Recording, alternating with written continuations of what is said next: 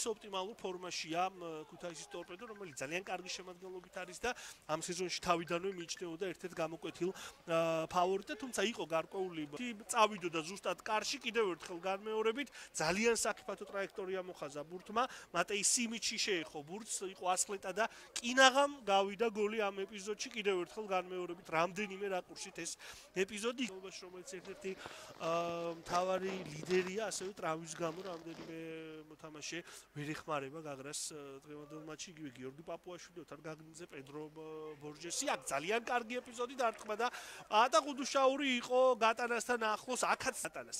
ამ მომენტში უკვე გუდუშაური იყო ყურადღების ცენტრში, იბრძოლა ამ ბურთისთვის ბოლომდე, თითქოს ვანდერსონს უნდა მოეგო ამ ორთაბრძოლა და არანაირი პრობლემა აღარ უნდა შექმნილიყო. დარდაშვილის დარტყმის შემდეგაც იქ იყო ასლეტა, ნახოთ ეს ეპიზოდი ჩაწოდება საჯარიმოში თავით. კარგი გადაცემა გოცირიძე და გადარჩა ქუთაისის ტორპედო. დავით გოცირიძეს შეეძლო მორიგი გოლის გატანა. წაიკითხა აქ საბაზოიძემ და რა კარგად იგრძნო თანაგუნდელი. რა თქმა უნდა იყო ცდუნება რომ თავადვე დაერტყა, მაგრამ უმალ იფიქრა გადაცემაზე, რომელიც დიდი შანსი იყო რომ საგოლე ყოფილიყო, არ გაუმართლა აქ გოცირიძეს და პირდაპირ კლიაიჩის მიმართულებით წავიდა ბურთი. კიდევ ერთხელ განმეორებით, არსენ სიუკაიმა ეს ეპიზოდი არ დაანება ნორვეგიელს და ძალიან რთული იყო ამ ბურთის მოგერიება.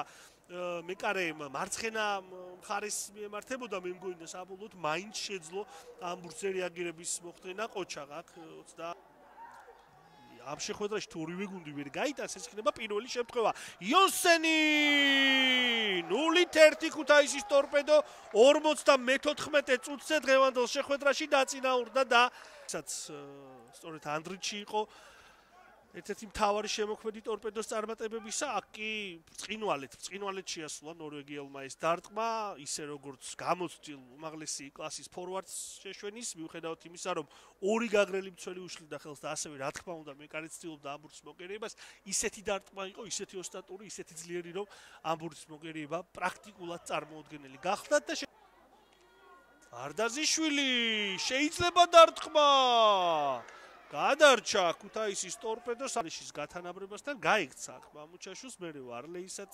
სრულმოძრაობით პრინციპში და საბოლოოდ მერე ამ ეპიზოდში შეიძლებოდა რა თქმა უნდა დარტყმა, თუმცა სორიმანე კეტავდა და გადაიფიქრა არდაზიშვილმა, მერე კიდევ ერთი სრულმოძრაობა იყო, თუმცა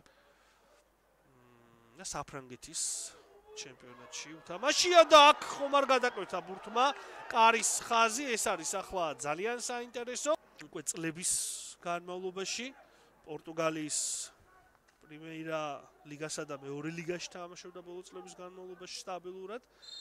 ქუთაისის ტორპედოს რიგებში ერთ-ერთ მთავარ მოთამაშედ იქცა, სხვადასხვა მისმა ნაკრებმა ორი შეხვედრა ჩაატარა, ჯერ ეთიოპიის და მერე ეგვიპტის ნაკრებმა განიზრახა ბრაზილიელმა, თუმცა დარტყმა ზუსტი არ გამოვიდა. ირესი, რომელიც ერთ-ერთი საუკეთესო ამ კომპონენტში ძალიან სწრაფად უახლოვდება საჯარიმოს.